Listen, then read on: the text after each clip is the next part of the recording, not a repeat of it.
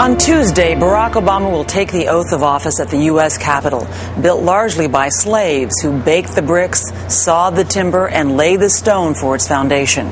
It will be a moment rich in symbolism for a man and also for a nation whose history is blighted by pain, but also, many say, whose future is filled with promise.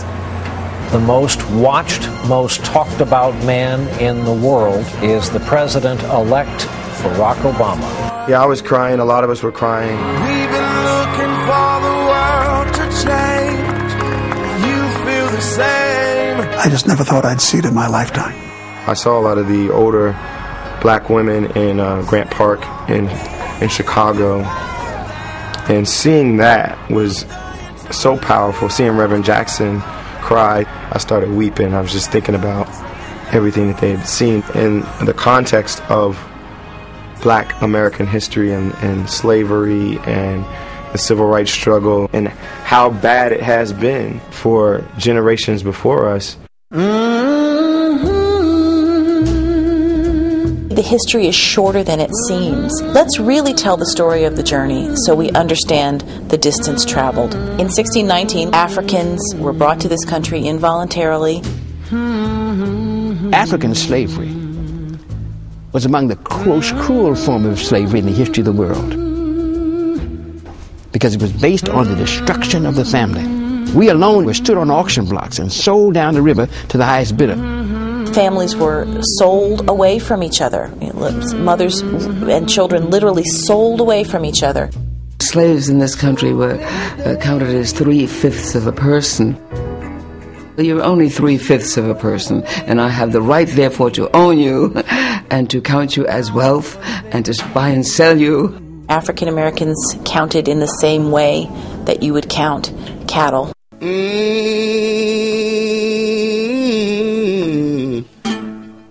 The lynchings, the untold numbers of violence acts against black people, where blacks were killed, lynched, drowned, bodies belched up by rivers and creeks.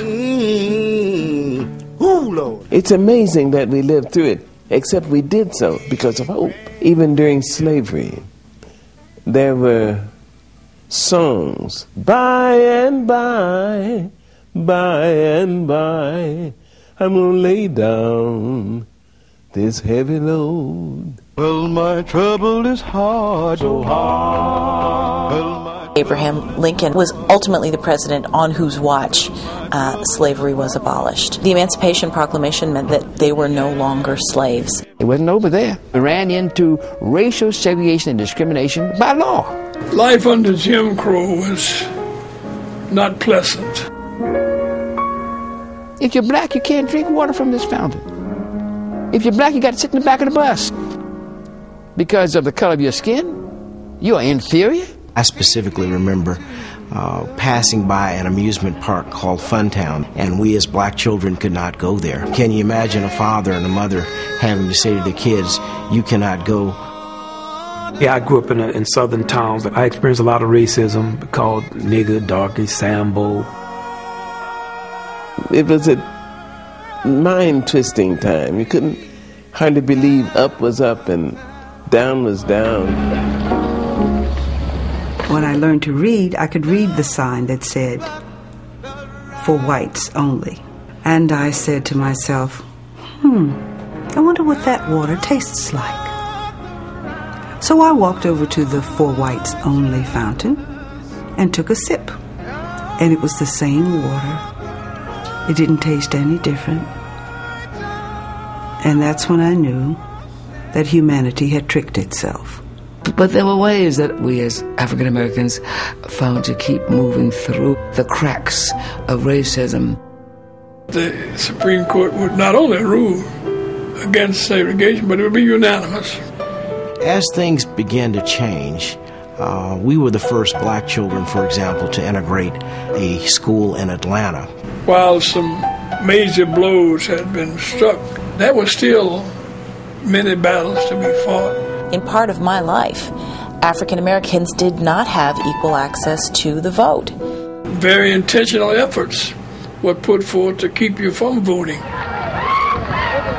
They beat us with billy clubs, knocked us down with fire hoses, bombed a church and killed 4 children to try to stop it from happening. My dad and his team worked diligently to remove those barriers so that we would have a more equal society. We got the Civil Rights Bill and the Voting Rights Act. So that we had to say after that, where do we go from here? The 60s was a very turbulent time. The 70s was really a time of recovery for the nation. But in the 80s, and obviously today, we have a far more different society where everyone can reach whatever potential they choose to. And we began to taste the fact that all things were doable. And Dr. King understood that with tremendous clarity. I have a dream.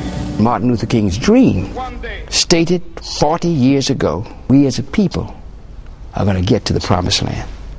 Somebody needs to stand up and say, yes, we can.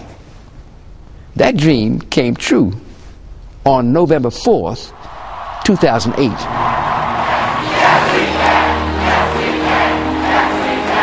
The wonderful thing about it was not restricted to black people. I saw just as many white people weeping and rejoicing.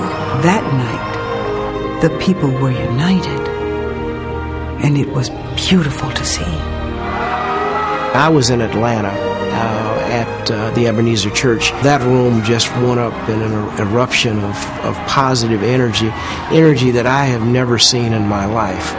And I said, I'm sure my mom and dad are looking down, smiling on our nation.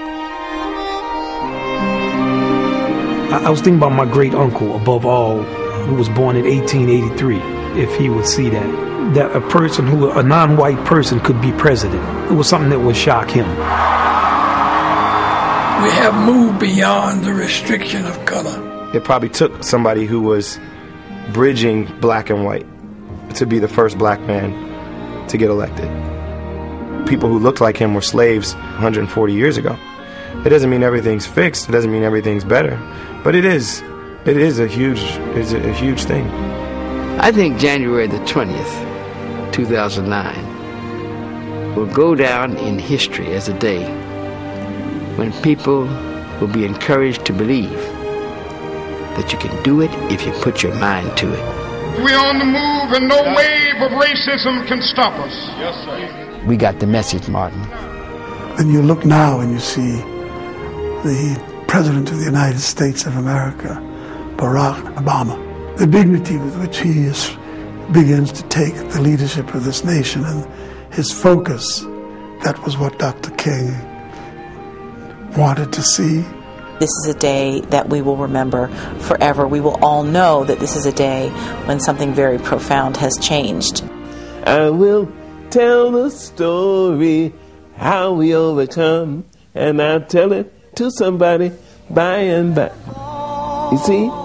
So there was hope. A long time coming, but I know a change gonna come. Oh, yes it will. And the change that was a long time coming will come officially on Tuesday. NBC News will have complete live coverage of the inauguration beginning Tuesday morning at 7 on Today. Brian Williams picks up at 10:30, and coverage continues on NBC, MSNBC, and MSNBC.com, ending with a special live look inside the inaugural balls at 10, 9 Central.